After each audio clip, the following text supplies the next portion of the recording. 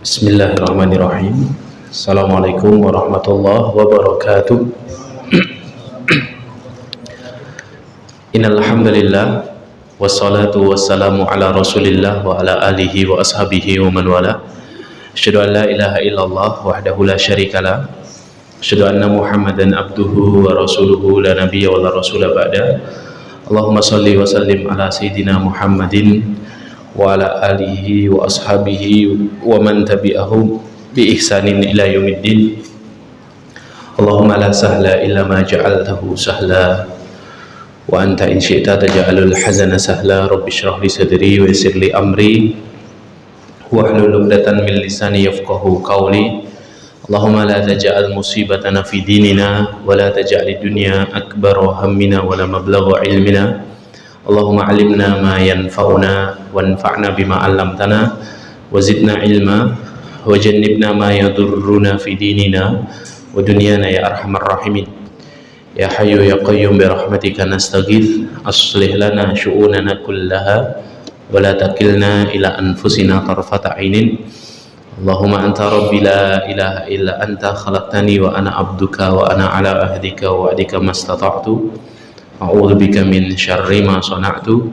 Abu'u laka bi ni'matika alayya wa abu'u bi dhanbi faghfirli fa innahu la yaghfiru dzunuba illa anta. Wa ba'du, ma'asyiral hadirin, Bapak Ibu, saudara-saudari, salihin, salihat, pemirsa yang dimuliakan Allah taala. Alhamdulillahirabbil alamin. Bersyukur kita kepada Allah Subhanahu wa taala. Malam hari ini Allah kembali memperkenankan dan memudahkan jalan kita menuju majelis ilmu. Kita memohon kepada Allah semoga setiap ilmu yang kita pelajari malam hari ini dianugerahi Allah Subhanahu wa taala kefahaman yang baik, dan semoga dengan kefahaman yang baik memudahkan kita semuanya dapat mengamalkannya. Salawat dan salam semoga senantiasa tercurah limpahkan untuk Nabiullah Muhammad sallallahu alaihi wasallam, para keluarga, para sahabat, para tabi'in, para tabi'ut tabi'in, dan seluruh pengikut beliau yang senantiasa berusaha istiqomah di atas jalan kebenaran. Masyarul hadirin yang dimuliakan Allah, Imam Maghrib kita tadi, Al-Ustadz, membaca salah satu surat di dalam Al-Quran, yaitu surat Asy-Syams. Surah Asy-Syams itu adalah surat yang unik kata para ulama. Kenapa unik? Karena surah Asy-Syams ini dimulai oleh Allah Subhanahu wa taala dengan 11 sumpah. Sumpah yang paling banyak di dalam Al-Qur'an hanya ada di surat Asy-Syams. Karena sumpah-sumpah di dalam Al-Qur'an ketika Allah membuka ayat biasanya tidak sampai 11 kali. Ada yang 2 kali, misalnya surah Ad-Duha, wad-duha wal-laili idza saja. Ada yang 4-5 kali, misalnya surah Al-Fajr, wal fajri walayalin ashar wasyaf'i wal watr. Ya, ada yang hanya sekitar 2, 3, 4. Ya, tapi surah Asy-Syams ini unik. Kenapa? Karena Allah mengawali ayat ini dengan 11, mengawali surat ini dengan 11 sumpah. Wasyamsi waduhaha wal qamari idza talaha wan nahari idza jallaha wal laili idza yaghshaha was samai wama banaha wal ardi wama tahaha wa nafsin wama sawwaha. 11. Allah memulai surat ini dengan 11 sumpah. Apa fungsi sumpah di dalam Al-Quran? Sumpah itu fungsinya di dalam Al-Quran maupun di luar Al-Quran, sumpah itu fungsinya untuk menegaskan isi sumpah. Kalau saya bersumpah di hadapan hadirin yang dimuliakan Allah, saya ingin menegaskan isi sumpahnya agar isi sumpahnya diterima dan dipercaya oleh hadirin yang dimuliakan Allah. Maka saya mulai isi sumpahnya dengan bersumpah agar Anda yakin, agar Anda percaya dengan saya. Saya ingin menegaskan dan meneguhkan isi sumpahnya, karena bagi saya isi sumpah ini adalah sesuatu yang penting sekali. Makanya saya mulai dengan sumpah. Pun sama di dalam Al-Quran, Allah memulai ayat-ayatnya dengan sumpah, berarti isi sumpahnya sesuatu yang sangat penting. Contoh, Dalam surah Ad-Duha, isi sumpahnya ada di ayat yang ketiga. Wad-duha wal-laili idza saja. Isi sumpahnya, ma wadda'aka rabbuka wa ma qala. Tuhanmu, wahai Muhammad, tidak akan pernah meninggalkanmu selamanya dan tidak akan membuatmu gila. Kenapa isi sumpahnya begitu? Karena Rasulullah ketika itu dalam kondisi sangat down. Kenapa down? 6 bulan tidak ada wahyu turun. Sudah menjadi bahan ejek-ejekannya orang kafir Quraisy.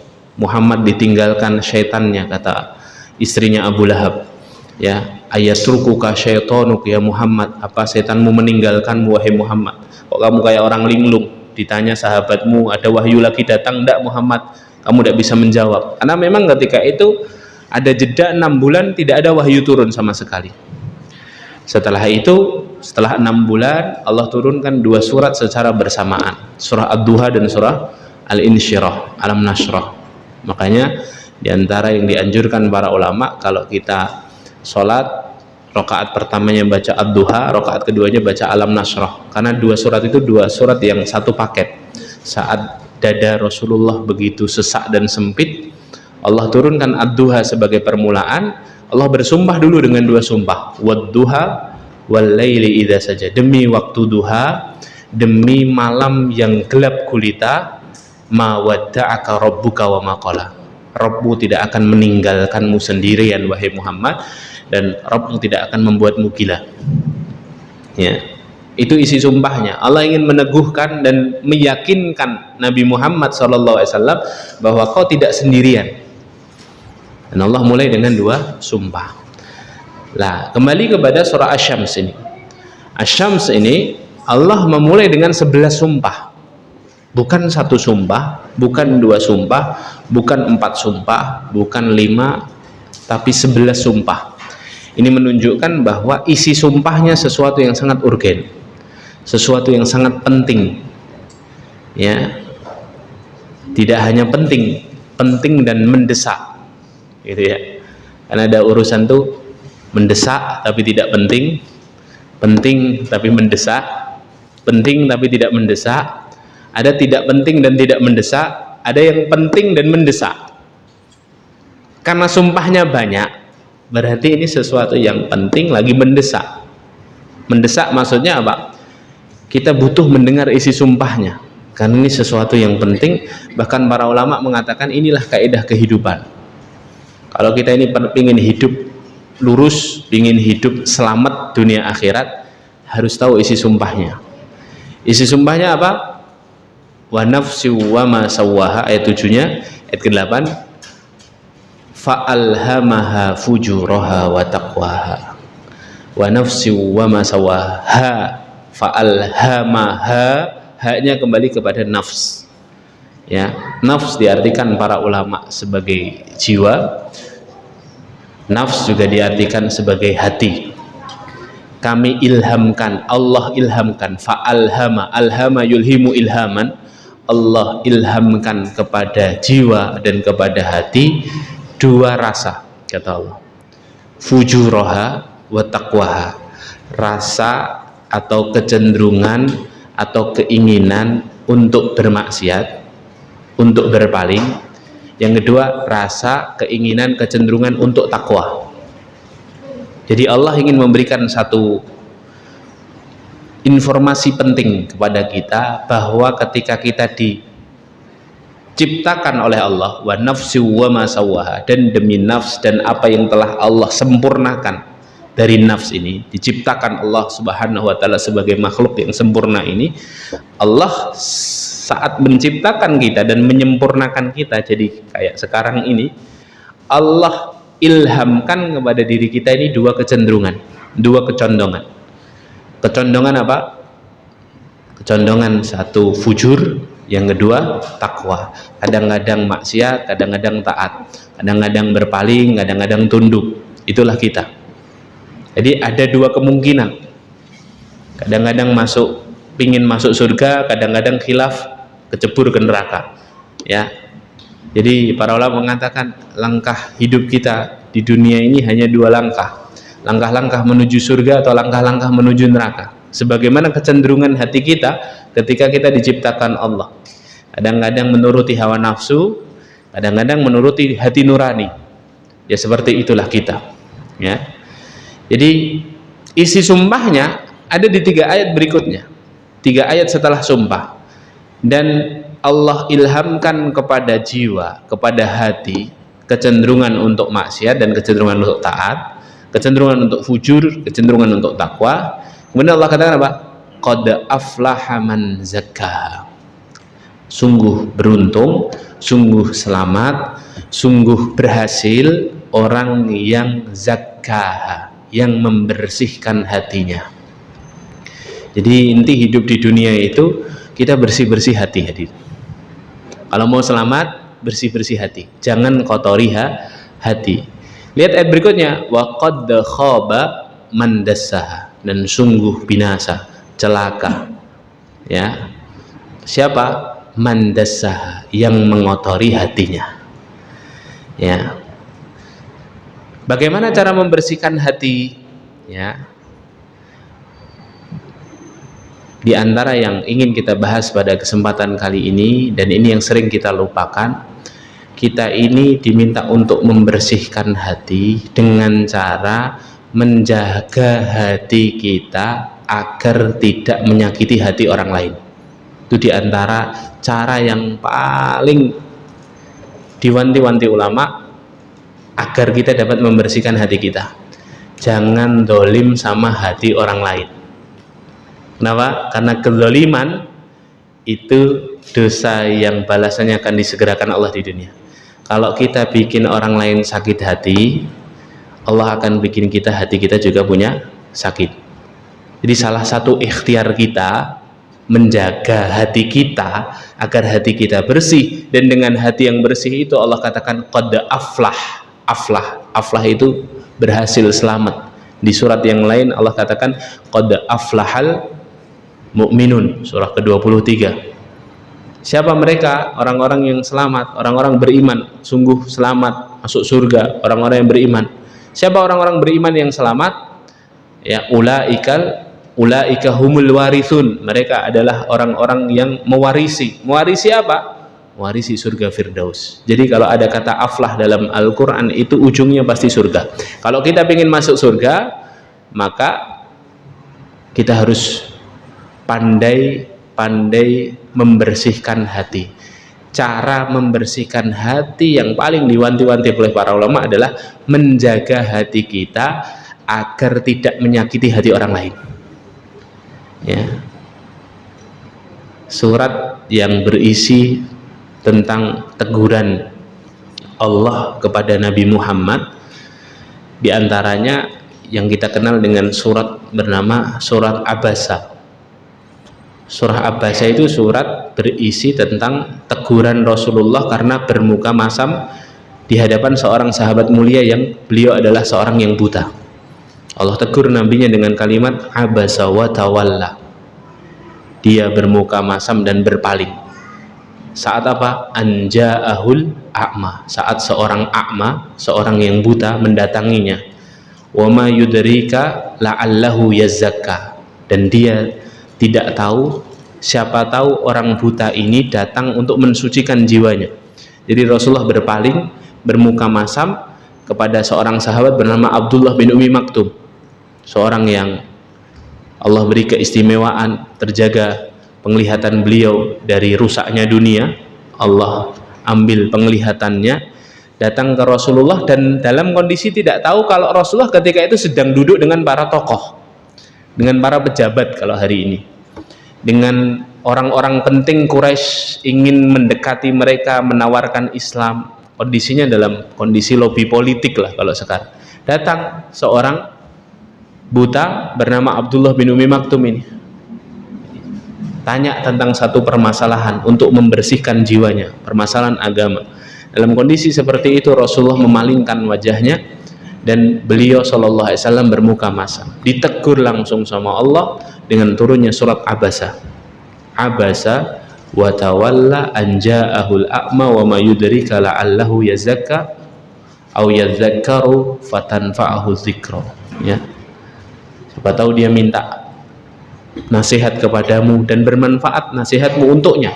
Sedangkan lobby-lobbymu kepada orang-orang tokoh-tokoh ini belum tentu sampai petunjuk itu kepada mereka. Kalau ini sudah jelas. Jadi ditegur sama Allah Subhanahu wa taala. Lihat betapa Allah Subhanahu wa taala bahkan menegur rasulnya karena apa? Memalingkan wajahnya dari seorang yang tidak melihat. Bukan seorang yang melihat, seorang yang tidak melihat. Maka ayat-ayat di surah di awal Abbasah itu adalah ayat-ayat yang dijadikan dasar oleh para ulama untuk kita memuliakan dan menghargai, menjunjung tinggi kaum disabilitas. Ya, Islam itu sangat perhatian kepada kaum disabilitas yang diberikan keistimewaan oleh Allah dalam kemampuan. Kita sangat menghargai. Kenapa? Ayatnya ada. Allah bahkan menegur Rasulnya. Lihat bagaimana Islam itu mengajari kita untuk menjaga hati orang lain. Abdullah bin Umi Maktum tahu enggak Rasulullah SAW bermuka masam, memalingkan wajah? Enggak tahu, tapi ditegur sama Allah Subhanahu wa taala karena Islam ini adalah agama yang sangat menjaga hati. Kita diperintahkan untuk menjaga hati kita agar tidak menyakiti hati orang lain. Ya, ayat yang paling panjang dalam Al-Quran ayat apa?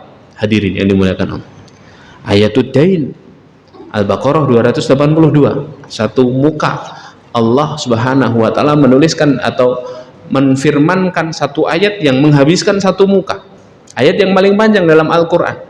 Isinya tentang apa? Tentang tata cara bermuamalah hutang piutang. Kenapa ayatnya sepanjang itu? Karena seringkali muamalah hutang piutang itu membuat dua saudara berpisah, membuat dua teman bercerai, membuat dua sahabat diam-diaman, berujung pada hal yang membuat hati terluka. Makanya diatur oleh Islam dengan cara yang sangat detail. Ya, idza tadayyantum bidainin ila ajalin musamma faktubuhu. Kalau kamu melakukan hutang piutang, wahai orang-orang beriman, sampai waktu yang ditentukan, maka tulislah. Di situ saja sudah ada 4 tutorial. Ya ayyuhalladzina amanu, wahai orang-orang beriman. Berarti kalau kita melakukan transaksi hutang piutang, kita harus tahu kepada siapa kita berhutang dan kepada siapa kita meminjamkan hutang. Harus orang-orang beriman. Artinya kita harus memprofiling dulu. Ya, kita harus tahu dulu zatiyahnya dia, suluknya dia, akhlaknya dia, kira-kira bayar enggak. Kalau kira-kira enggak bayar, enggak boleh kita ngutangi. Kalau kira-kira ini orang berkasus, minjemin uang aja enggak boleh, karena sudah ada jelas. Tutorial pertamanya Pak, ya ayyuhalladzina amanu, wahai orang-orang yang beriman.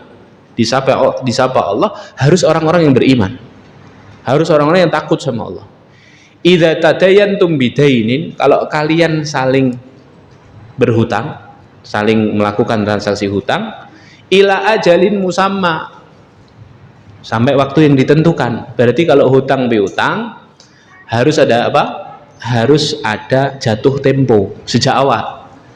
Nah, banyak kaum muslimin yang berhutang tanpa menjelaskan dari awal jatuh temponya, padahal ini dijelaskan dalam Al-Quran. Sehingga apa yang terjadi? Sebulan lagi saya bayar, sebulannya nggak jelas kapan tanggalnya. Sebulan lagi, nanti waktunya tiba, nggak ada kejelasan. Makanya dijelaskan dalam Al-Quran, ila ajalin musamma. Kemudian tutorial ketiga apa? Faktubu, tulis, harus ada hitam di atas putih. Ya. Terus nanti lanjutan ayatnya apa? Fastashhidu syahidaini min rijalikum, ambillah 2 saksi dari kalangan laki-laki di antara kalian. Berarti apa? Hutang piutang itu harus ada saksi. Sedetail itu hadir. Nanti di ayat berikutnya bahkan kalau bisa gadai-gadai untuk jaminan hutangnya. Ya. Sedetail itu, bahkan tidak hanya 1 ayat, dibonusi ayat berikutnya besoknya. Ya. Besoknya sebaliknya. Ya, sebaliknya ada ayat berikutnya yang isinya masih soal hutang piutang. Kenapa Islam menjelaskan bab hutang saja sampai sedetail itu? Karena seringkali hutang itu mencerai-beraikan hati, mencerai-beraikan hati, ya. Dan mungkin itu kita rasakan bagi yang menghutangi. Ya, kadang-kadang orang yang hutang lebih galak daripada yang menghutangkan, ya, ditagih malah marah-marah, gitu ya. Astagfirullahaladzim. Kadang-kadang juga menyisakan sakit hati bagi orang yang menghutangi. Dia bilang tidak ada, ternyata ketemu di jalan atau ketemu di tempat belanja, dia sedang belanja. Kadang-kadang begitu kan.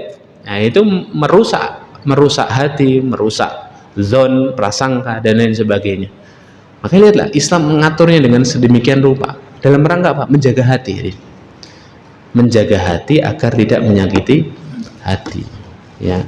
Makanya itulah fungsinya mengapa ada dua saksi. Apa fungsinya saksi ini? Fungsinya saksi ini untuk mengingatkan orang yang berhutang. Maka orang yang menghutang itu tidak perlu repot-repot mengingatkan orang yang berhutang. Kadangkala orang yang menghutang itu dalam keadaan tidak enak hati untuk menagih padahal dia butuh. Hatta kalaupun dia tidak butuh, kalau sudah jatuh tempo itu biasanya merusak hati, merusak pikiran kan. Belum butuh, tapi dia janjinya hari ini. Merusak pikiran, merusak hati. Ya, mana ini orangnya? Nggak tepat waktu, nggak menepati janji. Nah, fungsinya saksi itu untuk menagih, kata para ulama. Kenapa? Karena saksi tidak ada beban. Saksi dia saksi saja, menagih ya nagih saja. Kamu punya hutang loh dulu, saya saksinya loh. Ayo bayar, begitu ya. Dan harus dua laki-laki. Kalaupun diwakili perempuan, satu laki-laki sama dengan dua perempuan. Ya. Kalau tidak ada laki-laki, berarti 4 perempuan, biar dikeroyok, gitu ya. Biar cepat bayar hutangnya, kira-kira begitu. Ya. Nah, hari ini muliakan Allah, barakallahu fikum. Ya. Jadi Allah ingatkan Rasulnya tentang kisah seorang sahabat yang buta karena Rasulullah berpaling dan bermuka masam. Allah ingatkan kita tentang urusan hutang pihutang. Bahkan dalam sunnah kita tahu makruh hukumnya, ya kan? Dalam hadis kita tahu makruh hukumnya kalau kita bertamu, ya, bertamu ke sebuah rumah, ya, kita langsung ngambil makanan yang disajikan tuan rumah, langsung ngambil 2, itu makruh hukumnya. Kenapa tidak boleh langsung ngambil 2? Karena menjaga hati tuan rumah dan menjaga hati tamu yang lain. Saya baru ngambil 1, dia sudah ngambil 2. Loh, sedetail ini hadirin. Syariat kita menjaga agar hati orang lain itu tidak rusak. Kalau kita ikut berkontribusi merusak dan mengotori hati orang lain, berarti zalim kan? Dan dosa kezaliman itu dosa yang balasannya disegerakan di dunia. Kita tidak ingin hati kita terus kotor karena kita mengotori hati orang lain, gitu. Ya. Di dalam sunnah juga dilarang, Rasulullah melarang kita untuk berbisik 2 orang ketika ada 3 orang. Dalam rangka apa itu? Menjaga hati saudara kita, hadir. Biar saudara kita yang ketiga tidak mengira bahwa kita sedang membicarakan dia. 2 orang ini, lihat. Masya Allah, tabarakallah. Ya. Jadi kita ini berusaha pingin sholat seperti sholatnya Nabi. Kita pingin puasa seperti puasanya Nabi. Kita pingin sedekah seperti cara sedekahnya Nabi. Kita juga pingin haji dan umroh sebagaimana sifat haji dan umrohnya Nabi. Tapi jarang di antara kita yang pingin punya hati seperti hatinya Nabi. Padahal itu juga sunnah. Ya. Kita pingin punya hati yang lembut seperti hatinya Nabi. Kita pingin punya sikap yang baik, santun sebagaimana sikap Nabi SAW menjaga hati para sahabat radhiyallahu anhum. Ya. Kalau menasihati juga dengan nasihat yang baik, ya, menasihati juga dengan nasihat yang baik. Kalau menasihati orang, kita harus memikirkan hati orang tersebut. Ya. Makanya kita kan tidak boleh menasihati orang di depan umum, langsung menunjuk seseorang menasihati di depan umum. Kata para ulama itu bukan menolong dia, tapi itu mencelakai dia. Karena mesti hatinya rusak itu. Ya, mesti dia malu, dia dendam, dia marah, dia dipermalukan, ya. Sehingga bukan sampai kebenaran itu sampai ke hatinya, justru hatinya tertutup dengan awan tebal pengingkaran. Kenapa? Karena dipermalukan di depan umum. Ada kisah di zaman Nabi SAW, ada seorang sahabat namanya Abu Bakrah. Bukan Abu Bakar ya, Abu Bakrah radhiyallahu anhu. Bakrotun, ba kaf ro ta marbutoh, Abu Bakrah. Abu Bakrah radhiyallahu anhu ini suatu ketika dalam sholat berjamaah, Rasulullah sudah duduk, sudah berdiri di depan, sudah takbiratul ihram, jamaah yang lainnya sudah ikut takbiratul ihram, sejenak baca Al-Fatihah, surat pendek, Rasulullah bertakbir, Allahu Akbar, ruku. Abu Bakrah baru datang ketika para jamaah sudah ruku, nyaris ketinggalan 1 rakaat karena Abu Bakrah masbuk, terlambat. Dari ujung Masjid Nabawi, pintu belakang, Abu Bakrah langsung ambil inisiatif. Inisiatifnya apa? Langsung Allahu Akbar, ruku di situ. Biar enggak terlambat. Sudah ruku, karena sudah aman, kemudian Abu Bakrah berjalan dalam kondisi ruku, mendekat ke shaf paling terakhir. Anda bisa bayangkan ya bentuknya itu ya. Jadi jalan sambil ruku, ya, merapat ke shaf yang paling dekat, ya. Dan hal itu ternyata diketahui oleh jamaah yang ada di sampingnya, dan Rasulullah pun mengetahuinya lewat perantara malaikat. Ada sahabatmu yang ruku sudah sejak di ujung pintu, wahai Rasulullah, nanti kamu nasihati setelah sholat. Bener, selesai sholat, Abu Bakrah ngira Rasulullah nggak tahu, ternyata dipanggil sama Rasulullah, ya Abu Bakrah, ta'ala ya Abu Bakrah, kesini wahai Abu Bakrah. Abu Bakrah deg-degan, wah kok tahu Rasulullah gitu ya.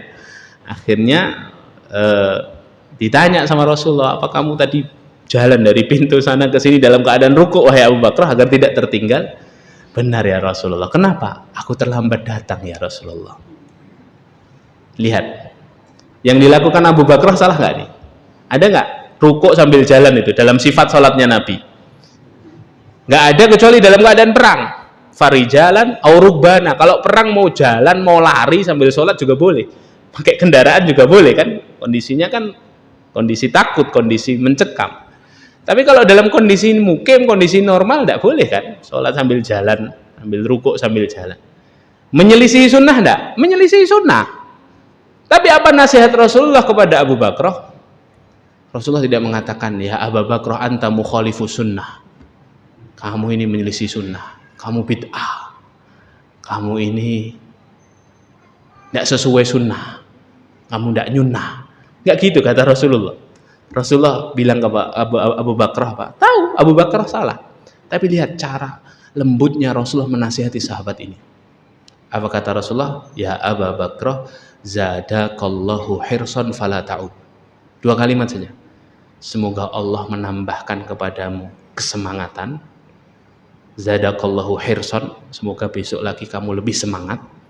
Fala ta'ud, dan jangan diulang ya, kata Rasulullah.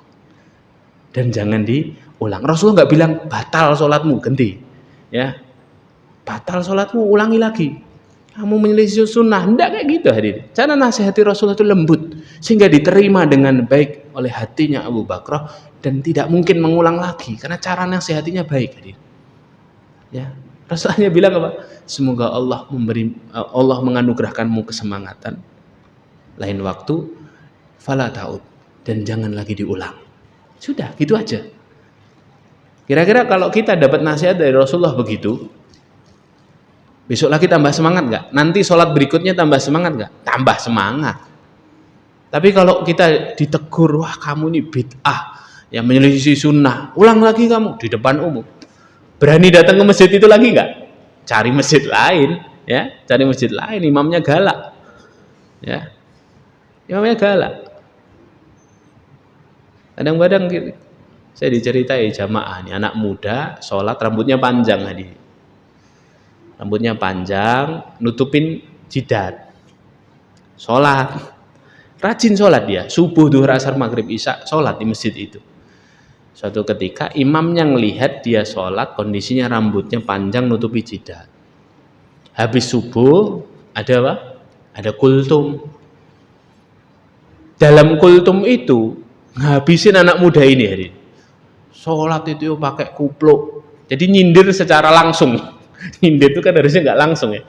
Jadi anak muda ini langsung ketakutan, wah batal sholatku ini, ya wah langsung dipermalukan di depan umum. Ya masjidnya bukan masjid yang ramai, subuhnya ya hanya satu shaf, makanya imamnya tahu mana yang ya mana yang salah, mana yang benar. Ya. Lalu setelah itu hadirin, dia libur sholat subuh hadirin. Tidak mau lagi sholat di masjid itu. Kenapa? Nasihatnya tidak memikirkan orang yang dikasih nasihat hatinya hancur atau tidak. Jagain hati hadirin. Bahkan dalam nasihat pun kita harus jagain hati. Kisah yang lain, Rasulullah pernah didatangi oleh seseorang di tengah bulan Ramadan berjima dengan istrinya kan? Iya nggak? Pernah dengar kisah ini? Dalam Bukhari Muslim ada kisah ini. Ya, terus orang ini merasa salah karena menggauli istrinya di tengah Ramadan. Datang kepada Rasulullah, ya Rasulullah, saya berbuat dosa ya Rasulullah. Ya, kenapa aku mendatangi istriku tengah-tengah puasa? Apa yang harus aku lakukan? Kata Rasulullah, bebaskan budak. Ya Rasulullah, tidak punya budak ya Rasulullah. Ya sudah, kalau gitu puasa 2 bulan berturut-turut. Tak mampu ya Rasulullah. Ya, badanku kecil kayak gini puasa 2 bulan berturut-turut. Ya, akhirnya apa? Kasih makan orang miskin. Ya, saya ini tidak punya apa-apa di rumah ya Rasulullah. Apa yang diresponkan Rasulullah kepada sahabat ini? Rasulullah tersenyum melihat sahabat ini. Kemudian Rasulullah masuk ke rumah. Ini orang sudah berani-berani jima sama istrinya di siang bolong, ya, bebaskan budak, tidak punya uang, puasa tidak kuat, ngasih orang miskin, dia tidak punya makanan di rumah. Akhirnya Rasulullah ngambil 1 mangkok kurma di rumah beliau, dikasihkan orang ini. Berikan makanan ini kepada orang miskin di kampung. Apa kata orang ini? Ya Rasulullah, siapa yang lebih miskin daripada keluarga saya? Yang paling miskin itu saya ya Rasulullah. Rasulullah tersenyum sampai terlihat gerahamnya hadir. Kemudian apa kata Rasulullah? Ya sudah, bawa pulang, bagikan kepada keluargamu. Lihat hadir. Rasulullah tidak bilang, wah kamu ini ahlul bid'ah, ya kamu ini ngawur, menentang syariat. Tidak gitu hadir. Rasulullah lihat kemampuan sahabat ini, kemudian Rasulullah menasihatinya dengan cara yang baik. Kira-kira sahabat yang begini besok lagi mau nyoba lagi enggak? Malu hadirin di hadapan Rasulnya yang mulia. Ya, dia tidak akan mencoba lagi khilafnya di tengah Ramadan itu. Ya, masya Allah tabarakallah. Ya, ada sahabat lain datang ke Rasulullah, pingin masuk Islam, tapi ngasih syarat. Walakin i'dzan li bizina ya Rasulullah. Rasulullah, aku pengen masuk Islam. Kayaknya Islam ini agama damai, sejuk, menyenangkan. Tapi ada syaratnya ya Rasulullah. Sudah dia yang mau masuk Islam, tapi dia kasih syarat. Tapi ya Rasulullah, izinkan aku untuk tetap berzina ya Rasulullah. Karena zina ini hobiku ya Rasulullah. Aku ini pecinta perempuan. Aku tidak bisa lepas dari zina. Lihat cara Rasulullah menasihati orang kayak gini. Rasulullah tidak bilang tidak bisa. Enggak levelmu masuk Islam ini. Belum boleh masuk Islam. Enggak. Rasulullah bilang, ta'al ya fulan. Kesini wahai fulan.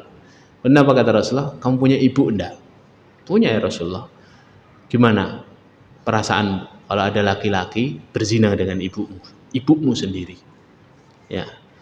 Kemudian orang ini bilang, wah saya akan sangat marah ya Rasulullah. Saya cari orangnya, saya penggal kepalanya ya Rasulullah. Kamu punya saudara perempuan enggak? Punya ya Rasulullah. Gimana kalau ada laki-laki zina sama saudara perempuan? Saya akan emosi, saya kejar orangnya, saya bunuh di tempat ya Rasulullah. Kamu punya anak perempuan enggak? Punya ya Rasulullah. Bagaimana perasaanmu? Ditanyakan semua. Kamu punya bibi enggak? Kamu punya saudara perempuan enggak? Kamu punya ibu enggak? Ditanyakan semua yang perempuan-perempuan. Kemudian setelah orang ini jawab, Rasulullah bilang apa? Itu juga yang dirasakan oleh ayah, oleh suami, oleh anak laki-laki, oleh saudara laki-laki, orang yang kamu zinai. Ya, itulah mengapa zina dilarang dalam syariat ini. Lagi dibilang begitu hadirin. Kemudian apa? Dalam hadis itu disebutkan fatabba Allahu fi qalbihi bughdaz zina. Allah langsung memasukkan hidayah dalam hatinya, kebencian terhadap zina. Akhirnya orang ini mau masuk Islam dan dia berkata, sebelum ketemu Muhammad aku adalah orang yang sangat cinta kepada zina. Setelah aku bertemu Muhammad aku adalah orang yang paling benci terhadap zina. Masuk hadirin. Nasihatnya masuk. Kenapa? Disampaikan dengan cara yang baik. Disampaikan dengan mementingkan bahwa yang nerima nasihat ini tidak terluka hatinya. Ya. Sahabat pun juga demikian kan. Akhirnya sahabat radhiyallahu anhum itu orang-orang yang sangat mengikuti dan mencontoh Nabi Shallallahu Alaihi Wasallam. Ya, pernah dengar kisah dua sahabat yang dipersaudarakan Rasulullah, Salman dan Abu Darda. Salman main ke rumahnya Abu Darda, kemudian Ummu Darda keluar dari rumahnya dalam keadaan kusut, pakainya lusuh, kucel. Kemudian Salman bertanya kepada Ummu Darda, "Ma sya'nuki ya Ummu Darda?" Apa yang terjadi pada dirimu wahai Ummu Darda? Karena ini sudah kayak sedulur, Abu Darda sama Salman ini dipersaudarakan Rasulullah Shallallahu Alaihi Wasallam. Ummu Darda bilang apa? "Akhuka Abu Darda laisa lahu hajah fid dunya." Saudaramu Abu Darda itu loh, tidak butuh sama dunia lagi. Salman bingung, kenapa ini? Apa yang terjadi di rumahnya ini? Kenapa istrinya begitu marah kepada suaminya? Salman tahu Ummu Darda itu marah kepada Abu Darda. Apa yang dilakukan Salman? Salman cek and recheck dulu, masuk ke rumahnya Abu Darda, melihat apa yang terjadi, sebabnya apa ini? Kok Ummu Darda sampai bilang begitu? Ada masalah nih mesti. Lihat dulu masalahnya apa. Nggak langsung, weh, kamu apain istrimu itu? Nggak bener, jadi suami yang bener dong. Nggak langsung begitu adik. Apa yang dilakukan Salman? Salman duduk dulu, datang. Abu Darda ternyata lagi sholat tadi. Selesai sholat ada tamu, disiapkan makanan. Salman bilang, ayo makan. La akul, kata Abu Darda, aku tidak makan. Lo kenapa? Ini shaim, aku puasa. Kemudian kata Salman apa? La akulu hatta ta'kul, aku tidak mau makan sampai kamu juga ikut makan. Nah, Salman sudah tahu, oh ini sebabnya ini. Ya, terlalu keranjingan ibadah hadirin. Ya. Kalau kita ini kan keranjingan dunia, ya. Kalau sahabat itu keranjingan ibadah, terlalu semangat beribadah, ya. Nah ini masalahnya ini, kata Salman dalam hati. Aku nggak mau makan hidanganmu sampai kamu makan, karena puasanya puasa sunnah. Akhirnya makan. Belum selesai, cek and rechecknya lebih dalam. Malam itu Salman memutuskan untuk tidur di rumah Abu Darda.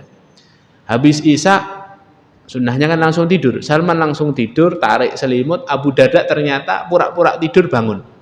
Mau sholat malam, sejak ba'da Isya. Mau menghidupkan malam. Ditarik tangannya sama Salman. Tidur dulu. 6, kata Salman. Tidur sekarang. Bukan waktunya sholat. Sudah agak malam, jam 10, bangun lagi. Salman kebangun lagi.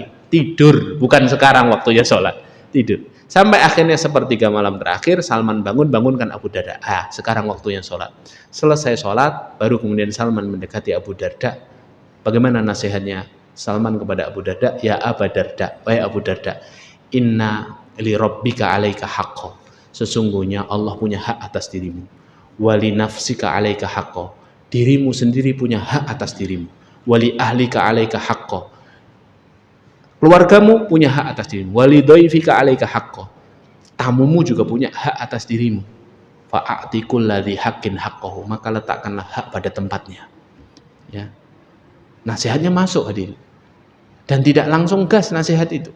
Ngelihat dulu, ngecek dulu. Itu yang dilakukan para sahabat, dan itu dibenarkan oleh Nabi SAW. Ketika Abu Darda datang ke Rasulullah, ya Rasulullah, Salman bilang begini ya Rasulullah, padahal saya ini khusyuk ibadah.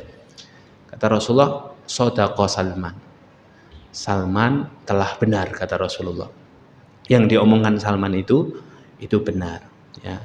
Maka ma'asyiral hadirin muliakan Allah, inilah syariat kita. Syariat kita itu mewanti-wanti kita untuk jagain hati, membersihkan hati. Karena orientasi dalam agama ini itu kan beribadah kepada Allah. Wa ma khalaqtul jinna wal insa illa liya'budun. Nah, kita tidak mungkin mampu beribadah dengan baik maksimal kalau apa? Kalau kita tidak tenang. Lah, cara menenangkan hati kita adalah dengan membersihkan hati. Cara membersihkan hati yang paling ampuh adalah tidak membiarkan hati kita menyakiti hati saudara kita. Jagain hati ini, hadirin. Jagain lisan, jagain sikap kita agar tidak menyakiti hati saudara kita. Ya. Jadi lebih baik saudara kita selamat daripada kita dapat pahala saudara kita celaka. Ya, ada kisah seorang salafus salih yang luar biasa. Ini mungkin kisah terakhir yang ingin saya sampaikan. Ada seorang guru namanya Ibrahim An-Nakhai rahimahullah ta'ala, punya murid namanya Sulaiman bin Mihram. Ya. Ibrahim An-Nakhai ini seorang yang penglihatannya rabun. Jadi kalau sudah sore itu kayak orang yang buta. Jadi rabun senja. Kalau sudah agak malam itu tidak bisa ngelihat. Nah, sedangkan Sulaiman bin Mihran ini adalah seorang yang juling. Nah, kalau kurang taklim, yang nganterkan gurunya ini muridnya. Jadi orang rabun dituntun sama orang juling.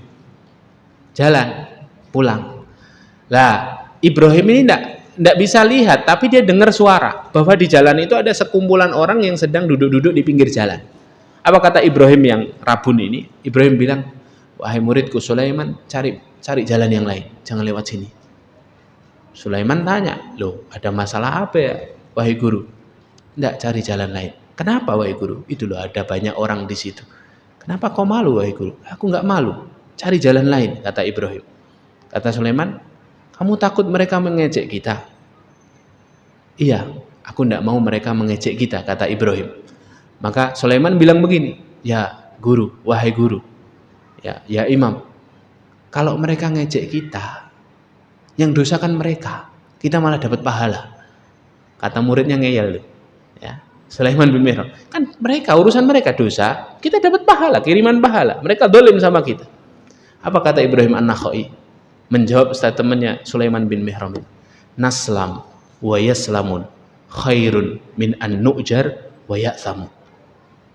Kita selamat dan saudara kita selamat, itu lebih baik daripada kita dapat pahala, mereka dapat dosa.